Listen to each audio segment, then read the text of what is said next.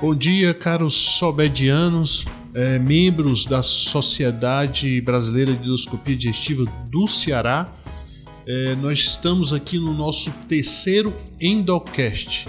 É um prazer estar com vocês aqui, né? A Sobed Ceará tem investido nessas mídias de amplo alcance e agora, desde o início de fevereiro, quando teve o primeiro Endocast, nós estamos agora padronizando os nossos podcasts chamados Endocasts.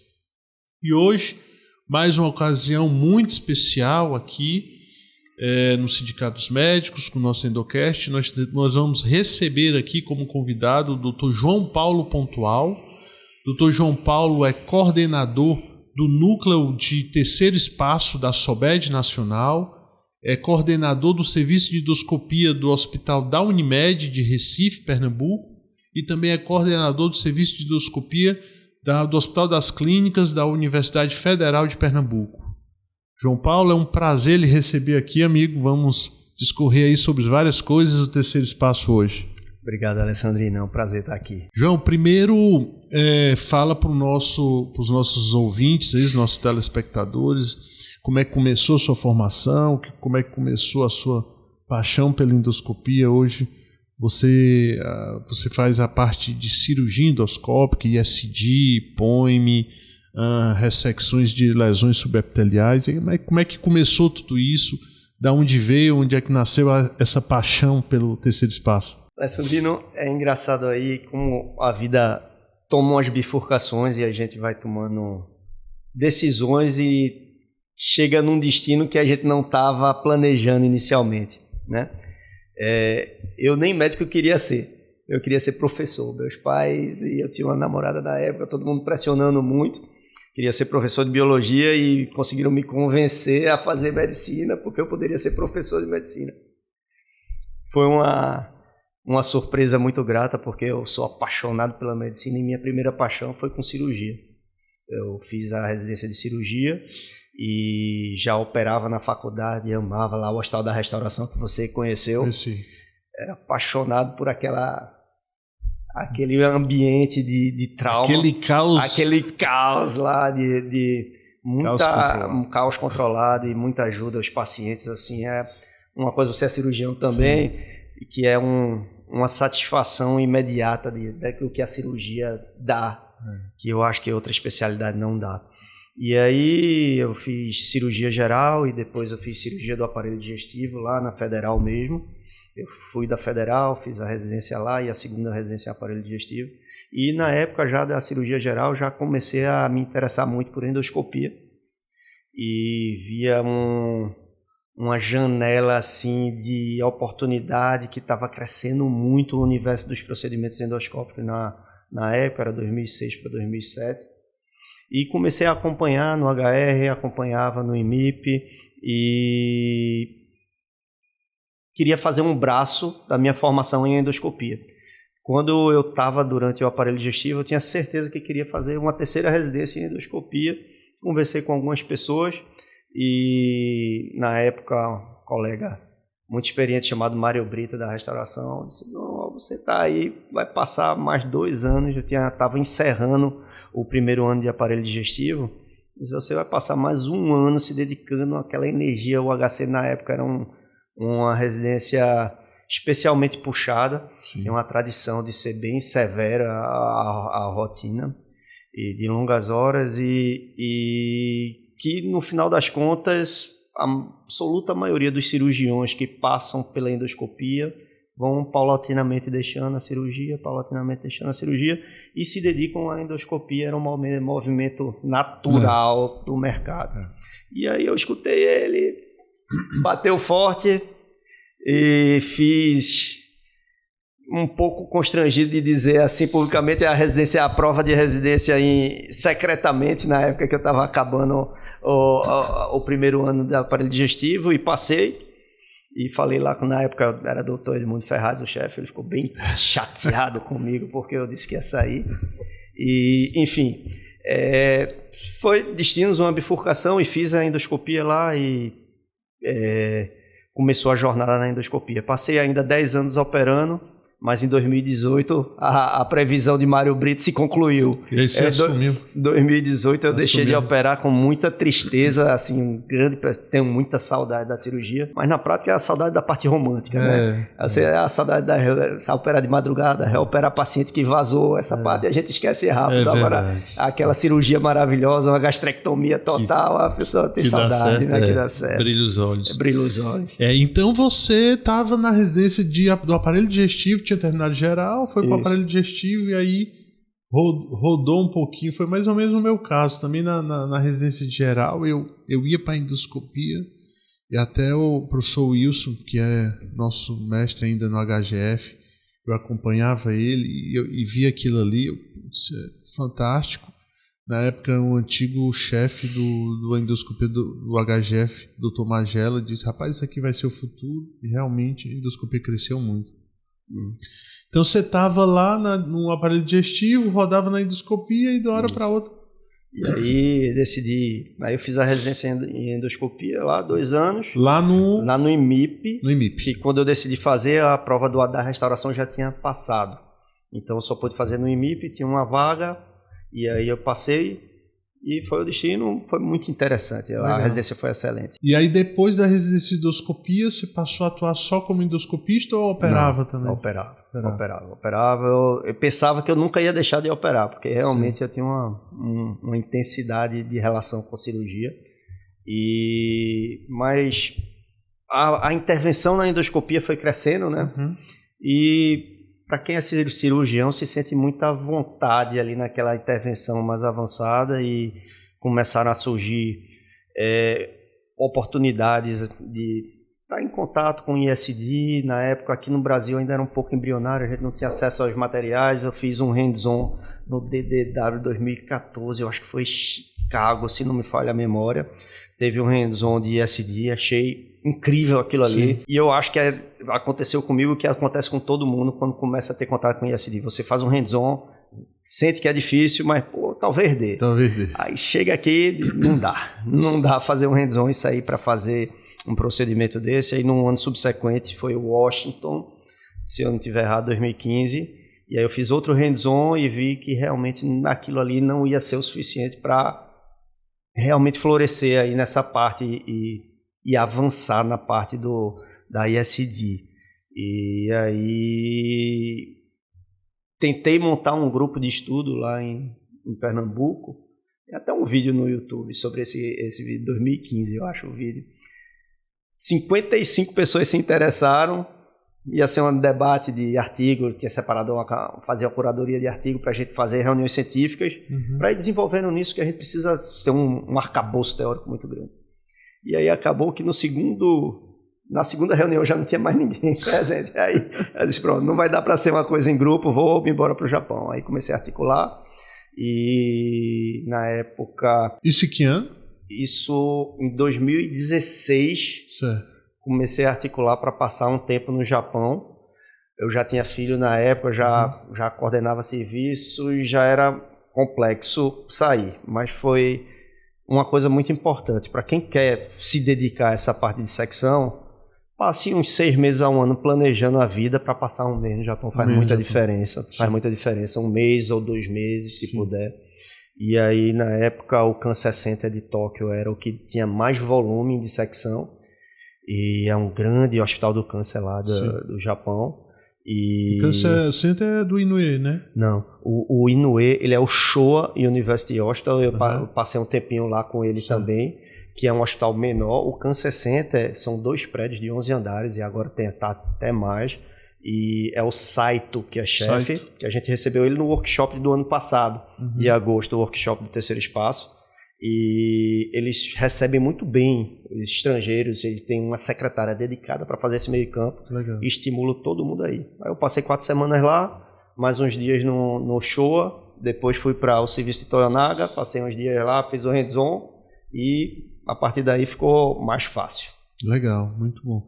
Então, seu périplo pelo Japão iniciou-se no Kansai Center, né, com o Saito. Depois foi para onde? Pro Showa com Inoue. O Showa passou quanto tempo com o Inoue?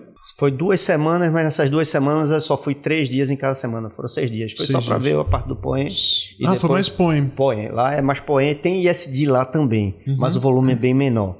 Como o Inoue é a referência, né, do Japão em POEM, é uma experiência que vale a pena dar uma passada lá também. Sim. E em termos de ISD, o que você achou que foi preponderante para você começar ISD esse tempo no Japão?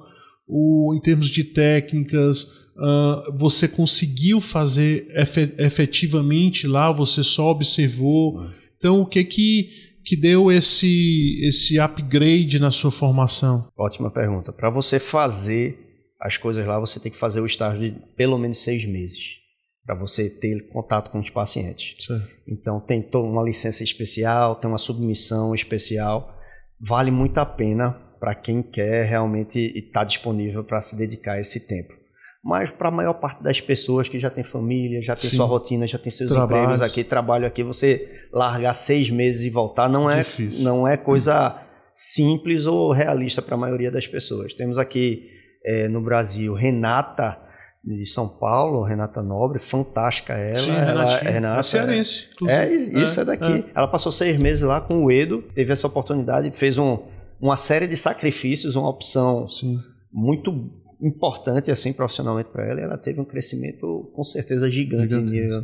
E ela é muito gabaritada. E aí, depois de você ver muitos, para ter uma ideia, lá você passa um mês, em um mês que eu passei lá, eu vi 72 ISDs em um mês no CAN 60. 72. Aqui, se você for acompanhar, vamos botar, quem mais faz no Brasil, talvez seja o Dr. Nelson. Não vai chegar nem perto disso se você acompanhar ele um mês todo.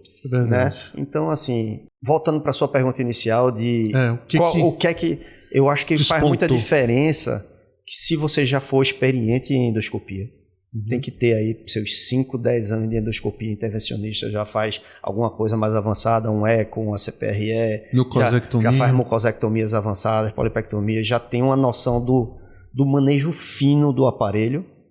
E daí você está qualificado para você, olhando uma pessoa, você consegue aprender muito mais do que se você não tem aquele domínio. É isso que eu digo para os residentes. Observar, ver, é meio caminho para começar a fazer. É metade do caminho. Às vezes, muitos ficam naquela angústia de ter que pegar no aparelho. Você ver, você observar, você saber os tempos dos procedimentos, é muito útil para o aprendizado. Até comparo com a cirurgia. Acho que na endoscopia, essa observação meticulosa, ela leva muito mais ensinamento do que até numa cirurgia. Não sei exatamente porquê, mas eu tive a formação nos dois, e na endoscopia você tem esse feeling maior. Tem sim. E assim, você vê como o especialista segura o aparelho, sim, como ele se porta, os movimentos que ele faz com a mão esquerda, com a mão direita, com a posição dele em relação ao paciente, a torre, onde é que está, o monitor, onde está. É um aprendizado único. Lá mesmo, uma coisa que a gente não vê muito frequentemente no Brasil, eles fazem com frequência, e para ISD ajuda muito, quando está num procedimento difícil, joga a manopla do aparelho para junto da mão direita. Então, com a mão direita e a esquerda, ele controla o canal de trabalho, o aparelho e a manopla.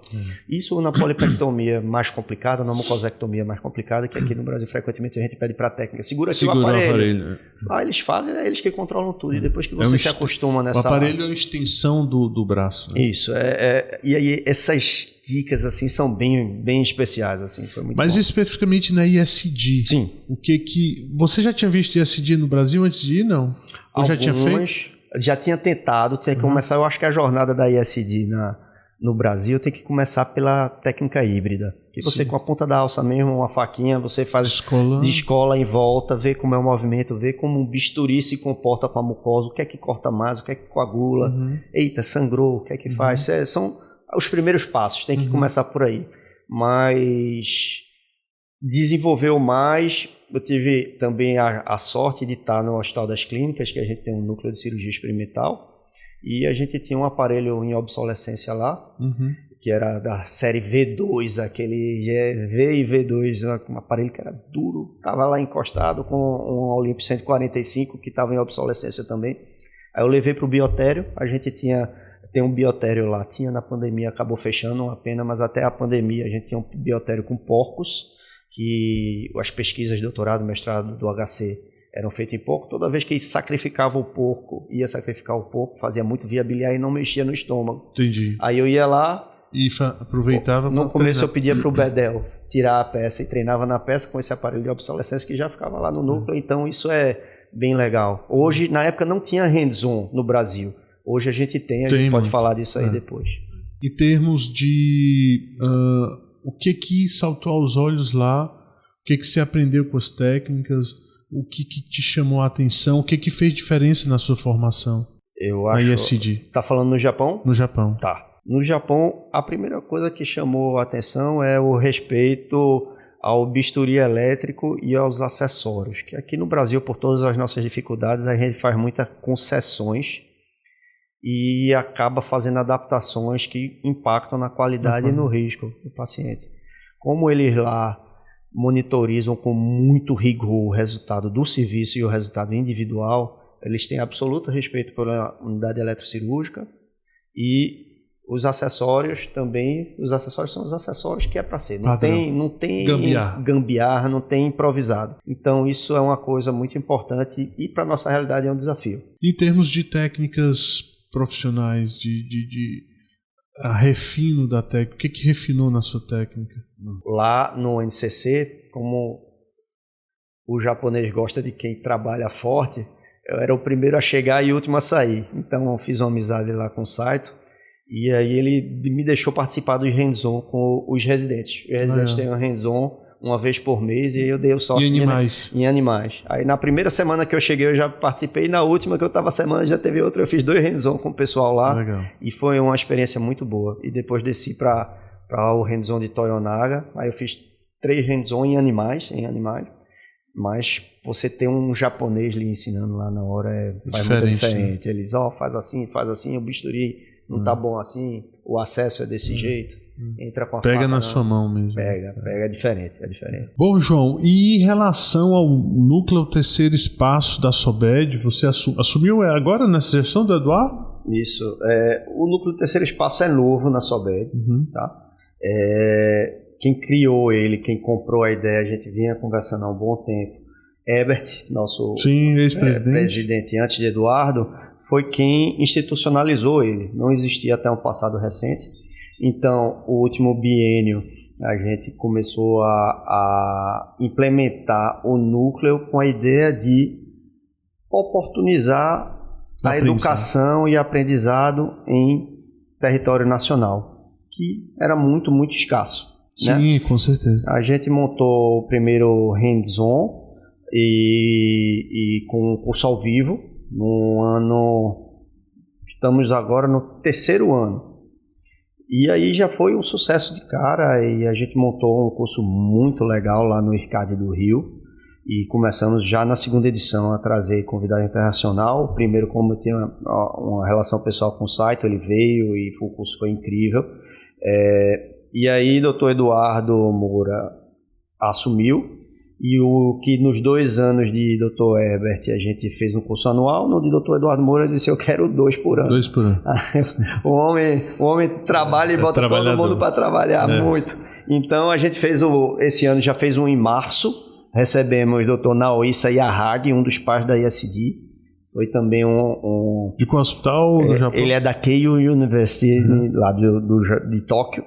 Ele foi um dos pioneiros em ISD, tem uma experiência incrível da aula no mundo todo, um cara de alto quilate, fez lá casa ao vivo, participou do hands-on com os alunos, deu dicas assim, tete a tete. Foi uma experiência muito boa, sai todo mundo bem satisfeito. E em agosto teremos a 2ª edição desse ano, a gente vai receber o Dr. Mihir Wag, da Mayo Clinic de Jacksonville, e ele foi o responsável pela criação do sistema de educação em terceiro espaço pela ASGE, a SOBED americana, né? Então acho que vai ser uma oportunidade de aprendizado muito, muito grande. Aí vai ser agosto, 15 e 16 de agosto, estão todos convidados. Show de bola. Me diga uma coisa, o núcleo terceiro espaço, quem compõe esse núcleo, além de você que é o coordenador? Na comissão do biênio do Dr. Eduardo, tem eu, Dr. Nelson Miyajima, Dr. Antônio Carlos Conradão, Dr. Dalton Chaves, que foi o criador do GPOEM, tem a própria Renatinha. Sim, a Renata também, legal. Fábio Kawaguchi, temos o... Fabinho, né, que é do ICESP. Isso, do ICESP. Temos Rafael Noda, temos Flávio Morita, que é de São Paulo. São José do Rio Preto. São José do Rio Preto, pai, excelente também. O Morita, o pai dele foi meu staff lá na residência de São José do Rio Preto. São José do Rio Preto, né? Um cara especial, o pai e o filho. Também temos a doutora Viviane Fittipaldi, que é do Rio, um membro aí de alto destaque do terceiro espaço do Rio. E aí essa é a nossa... Então a intenção é o aprendizado terceiro espaço, de técnicos do terceiro espaço, que envolvem obviamente o POEM, a ISD, que mais? Ressecções de tumores subepiteliais também, isso, né? Isso. Classicamente, o conceito de terceiro espaço é mais aquela ressecção por túnel, seja STE, seja POEM, e tudo envolvido como GPOEM, Z-POEM. Mas a gente tem uma tendência de estender o conceito de terceiro espaço para ISD também, porque hoje a gente usa túnel para fazer ISD. Sim. E eu acho que está no mesmo universo de procedimentos. ISD, POEM, GPOEM, tudo que a gente pode fazer hoje, por exemplo, de vertículos esofágicos, que o manejo cirúrgico é complexo. Hoje, por endoscopia do terceiro espaço, a gente resolve. Isso é legal, porque em relação à ressecção de ISD sem túnel e com túnel, quais são as diferenças? O que está mais em voga? O que facilita mais a vida do endoscopista? Né? O que dá menos complicações? O que é mais fácil para o endoscopista hoje fazer? Também ótima pergunta. Veja, a ISD é uma esfera de procedimentos que está em franco desenvolvimento. Toda hora está saindo novos acessórios, toda hora saem novas tecnologias de eletrocirurgia e técnicas. O próprio Saito, quando eu estive lá, ele operava de um jeito, quando ele veio aqui para o curso ao vivo já era bem diferente. Pouco tempo. 7, 8 anos depois ele já tinha a técnica modificada. Então, assim, o túnel entrou para a ISD para facilitar muito nas lesões grandes. Aquela técnica tradicional que você faz um C, vai descolando, usa a gravidade para rebater, funciona muito bem nas lesões pequenas. Quando a gente vai para uma lesão, feita aquela lesão que a gente estava conversando, que eu estava mostrando, 16 centímetros. Se você for fazer isso, vai ser um inferno. Tá? Então, hoje em dia está se usando muito tração, que a gente estava conversando antes aqui do podcast. Está se usando muito ISD sobre imersão de água. No Japão está se publicando bastante com gel e Flauber aí, tá? Que a gente estava falando, querido Flauber. O gel do Flauber que futuramente vai estar sendo comercializado para todos nós e é uma grande promessa para ISD. Diz que é o gel só quebrando gelo aqui, diz que é o gel da mulher dele. É verdade. A mulher dele é farmacêutica, então tem toda uma ciência, não é qualquer gel. Não é qualquer gel. É uma coisa bem específica. O Flauberzão vai estar aqui com a gente.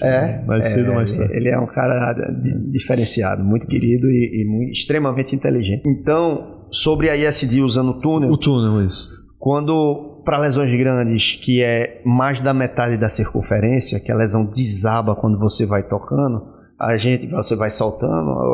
Eu pessoalmente uso muito a técnica chamada butterfly, que você faz um túnel de um lado, um túnel do outro e deixa o meio da lesão presa e fica feito 2 asas de borboleta. E não chamar isso de terceiro espaço, não tem como. Isso é terceiro espaço também. Então, peraí, só para ver se a gente consegue entender aqui. Em lesões grandes, você usa túnel, não é isso? Túnel. E aí você faz 2 túneis laterais, como no POEM, certo? Para acessar lateralmente a lesão. E aí faz uma ressecção central, é isso? Isso. No final, você deixa o epicentro da lesão no alto da gravidade. Você solta as laterais da lesão como se fosse 2 asas de borboleta, literalmente. Sim. E aí ela desce toda, ela solta e fica só aquele meio no alto. Sim. E depois você solta com facilidade. Solta mais pelo túnel ou por fora? Não, aí você já acabou o túnel e você vai de frente. Legal. Porque qual é o problema da endoscopia? A gente tem normalmente um canal de trabalho para usar o bisturi, usar a aspiração, injetar, cortar e não tem a contratração. Se você não usar a tração interna ou externa, você não tem a mão esquerda para puxar. Então, quando a lesão é grande, ela fica desabando você não tem uma tração eficaz. Então a gente tem que usar a inteligência, a gravidade e a abordagem para o campo ir se apresentando para você. Isso é muito físico, né, cara? Os caras veem para onde vai a lesão exatamente para dar uma sustentação para retirar, né?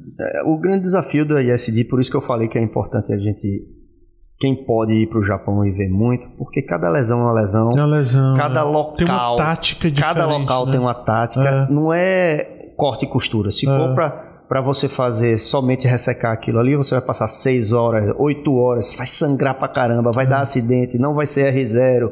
No final até tira. Mas é uma coisa que tem o step by step, tem como se aproximar. Isso que você falou é interessante, a questão do sangramento na ISD.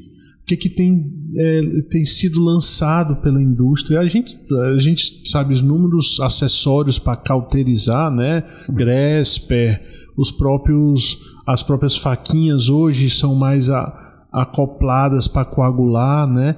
Mas o que tem na indústria para lançar mão de detecção de lesões no ISD, para ver a lesão antes de cortar e tal, para prevenir o sangramento. Para prevenir o sangramento. A Olympus lançou uma tecnologia chamada RDI, que ele deixa o que é vermelho numa cor âmbar bem viva. Então, quando tem um sangramento, você vê naquele turbilhão de onde está saindo com mais facilidade.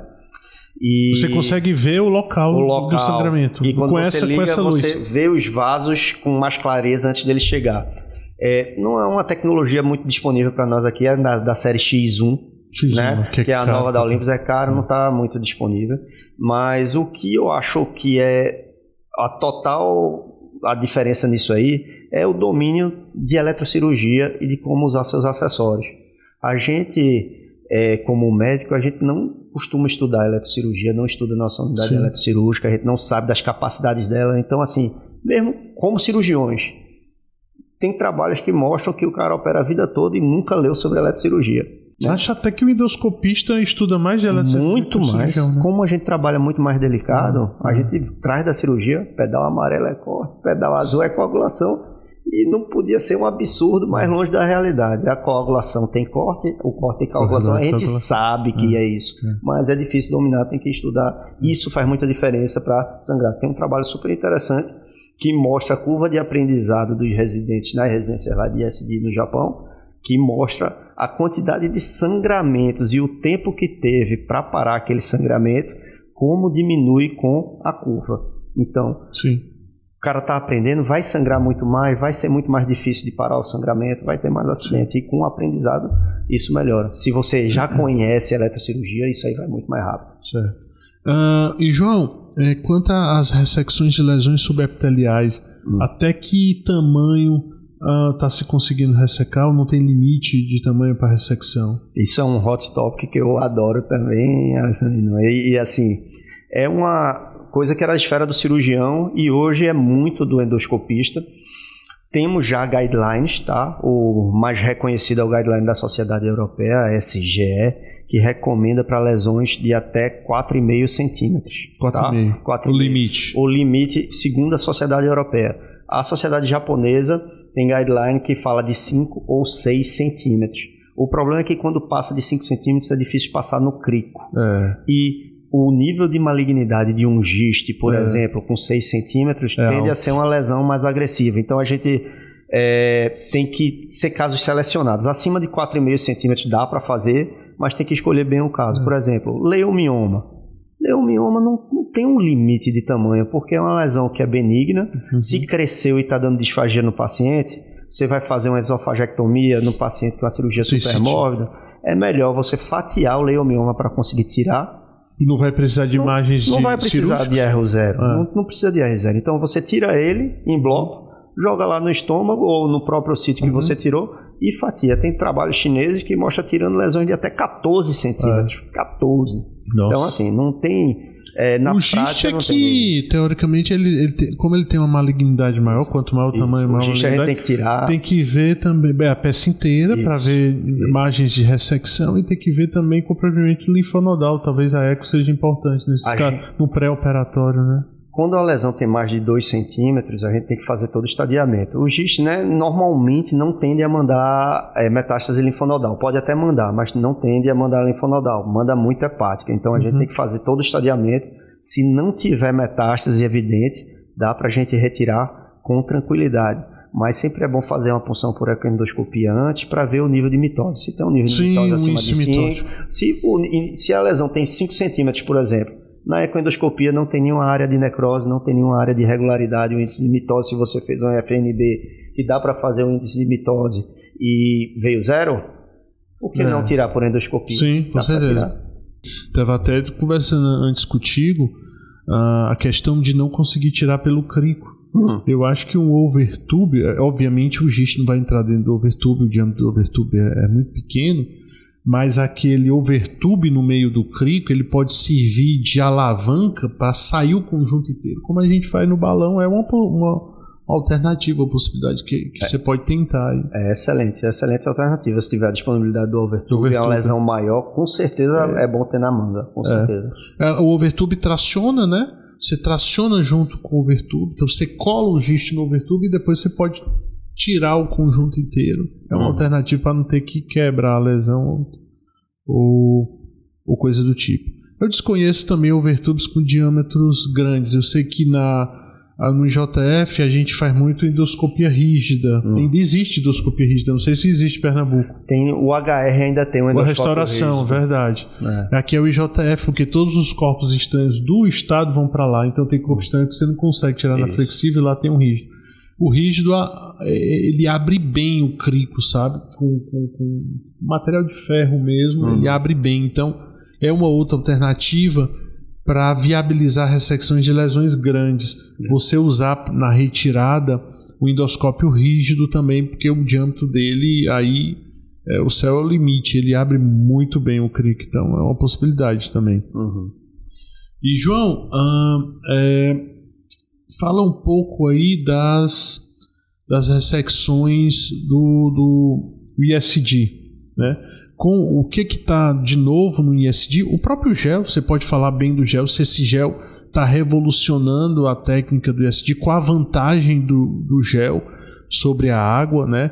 Ou sobre mesmo os procedimentos que não tem água, e se tem a aplicabilidade do gel no POEM, se o POEM realmente a gente faz com CO2, né, e injetando o Voluven, né, junto com o azul de metileno, e se esse gel poderia substituir o Voluven, né, se ele pode substituir no ISD os materiais de alta concentração que mantêm mais elevado, que descolam mais a mucosa da submucosa. O Bean Miller começou a publicar a mucosectomia underwater, todo mundo conhece, que foi a ideia de deixar a lesão boiando e poder fazer uma mucosectomia mais eficaz ali, que ela solta da muscular. E aí, pouco tempo depois, isso transpôs para ISD. Tá? O uso da água ou do soro fisiológico de preferência na dissecção é muito conveniente, por exemplo, em seco, que a gente entra com abordagem de frente, é difícil. Quando a gente joga água, a lesão fica boiando ali, a gente vai soltando e ela vai boiando, vai saindo da frente. É extremamente conveniente. O sangramento, se não for de alta monta, fica muito claro onde é que está sangrando e você vai lá underwater e faz a hemostasia. E qual é o problema da água? É que se pega uma artéria com um fluxo maior, a água fica aquela coisa turva de sangue, uma salmoura, você não vê mais nada. E aí fica difícil de controlar a situação. E aí a grande força do gel, e o gel por ser mais denso, mesmo um sangramento arterial volumoso, ele não espalha ali naquela líquida. Então ele contém e você vê exatamente de onde está vindo e você aborda lá. Qual o material do gel, João? Aí você vai chamar a Flauber, vai perguntar isso aqui para ele. Ele diz não, óbvio que não. Óbvio que não, ele vem desenvolvendo isso há uns anos. Não, mas quando você passou no Japão não tinha o gel. Tava começando o gel, eles usavam o gel de hidratação de corrida, o carbogel. Sim. No corredor tem esse gelzinho que ele fica tomando durante a corrida. O japonês lá começou a usar aquilo, ele era corredor, o Japão tem uma longa tradição de corrida. E aí ele começou a usar aquele gel que era transparente e viu que era bom. E a coisa foi evoluindo a partir daí. E mesmo no Japão, o gel é uma coisa que ainda está florescendo. Pouca gente tem usado. Toyonaga estava aqui em março no hands-on do IRCAD. A gente bateu um papo aí, ele disse que tem algumas pessoas publicando gel, ele tinha algum preconceito e viu o Flauber usando gel.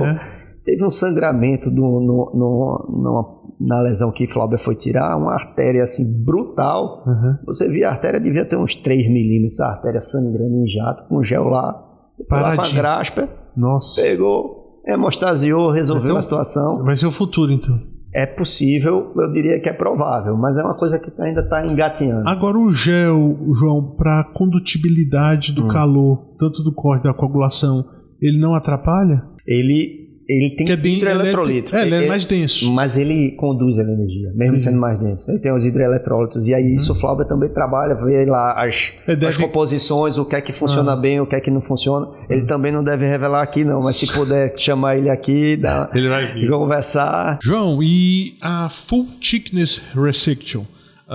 Agora com o surgimento da Ovesco aí, o material Ovesco que fecha a parede inteira do trato, principalmente do estômago. O que você acha? O que você tem feito no Brasil? Qual o futuro da Full Thickness Resection? Vai pegar, né? Vai pegar ou não é muito subjetivo, porque tudo na vida vai, como eu já falei antes, a sutura endoscópica está aí, começou na bariátrica, mas está se expandindo. A tendência é que se expanda realmente, que o endoscopista vire o cirurgião. O cirurgião vai ter que aprender endoscopia, como o endoscopista vai ter tem que ter noções de cirurgia. Então, realmente... Mas em que pé nós estamos na Full Thickness Resection? Que pé está o Ovesco, o funcionamento com o Ovesco aí, principalmente no Brasil? Queria que você falasse um pouco sobre isso. É um tema bem quente também, Alessandrino. Não vou nem falar demais porque vai ser spoiler para a reunião clínica de hoje de noite. Mas aí eu posso dizer algumas coisas no sentido de...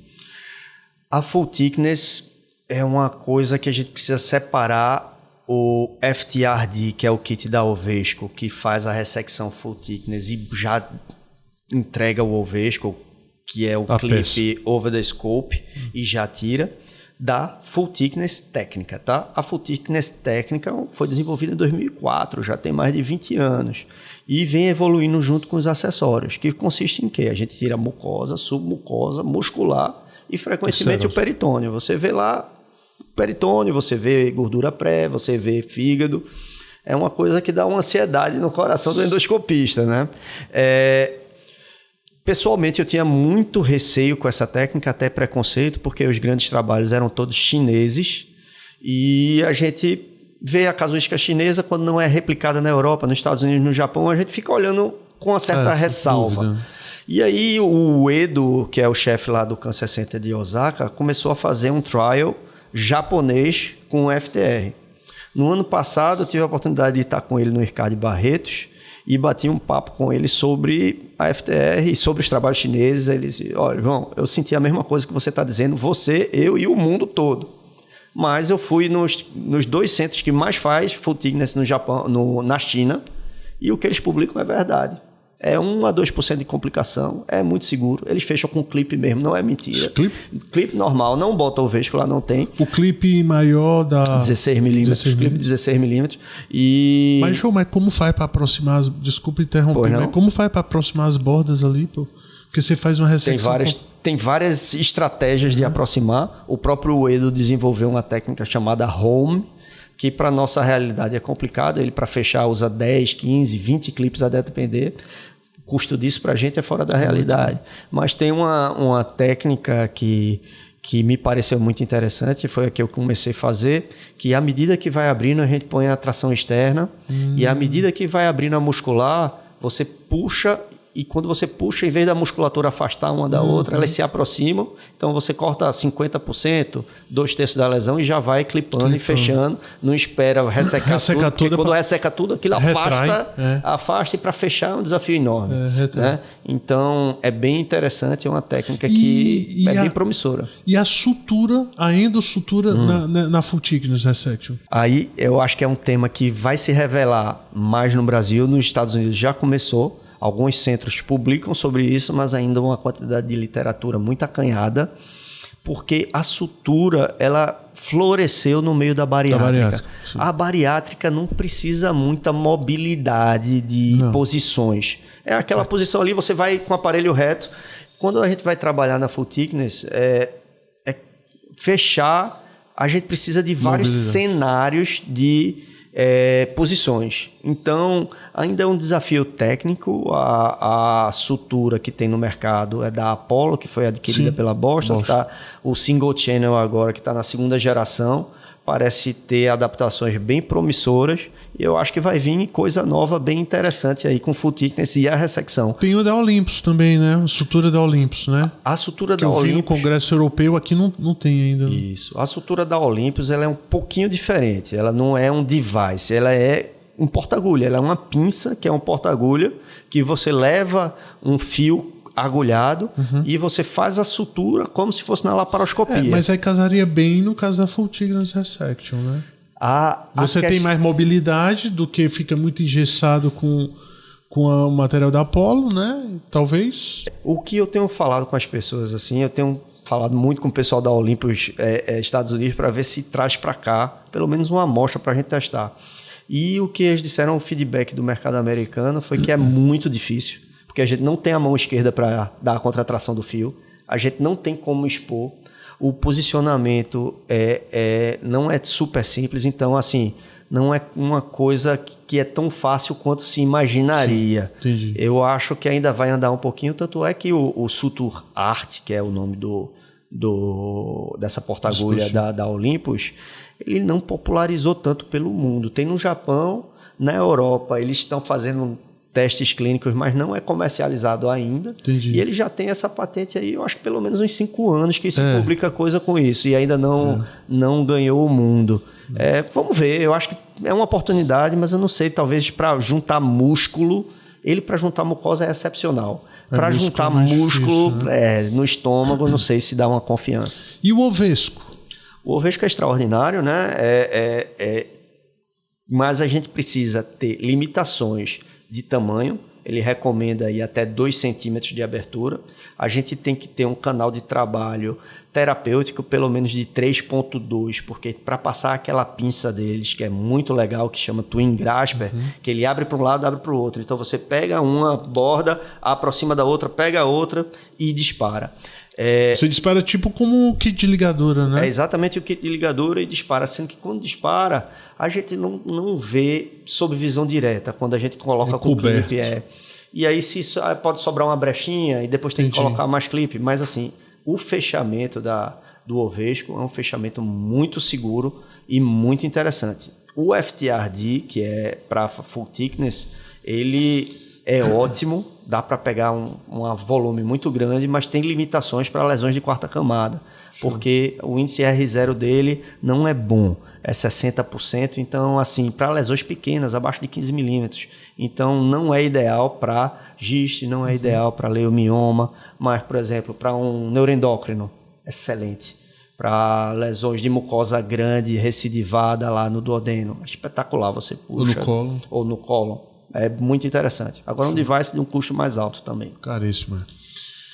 Bom, João, agradecer você pela presença aqui no nosso Endocast, pela presença aqui na nossa sessão da Sobed Ceará, né, nos nossos procedimentos que a gente vai fazer daqui a pouco lá no HGF.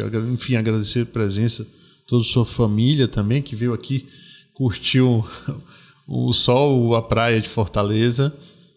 E fazer suas considerações finais, convidar aí os sobedianos para esses cursos. Eu espero que o Núcleo Terceiro Espaço, que é super importante, eu acho que é a nossa evolução da nossa sociedade. Se está coordenando talvez um dos principais núcleos, junto com a ECO, que eu acho também fantástico. Assim, falar para os nossos obedianos o que você tem em mente, quais os futuros, os cursos e tal, o que você vai fazer ao longo desses 2 anos de coordenação aí.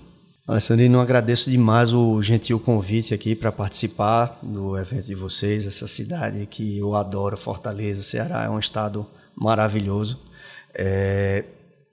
Sobre a Sobed realmente expandiu nessa parte que tinha dificuldade no Brasil, Convido a todos que têm interesse de expandir no terceiro espaço, fazer uma formação com responsabilidade. Esses procedimentos que a gente conversou aqui, pessoal, são procedimentos cirúrgicos.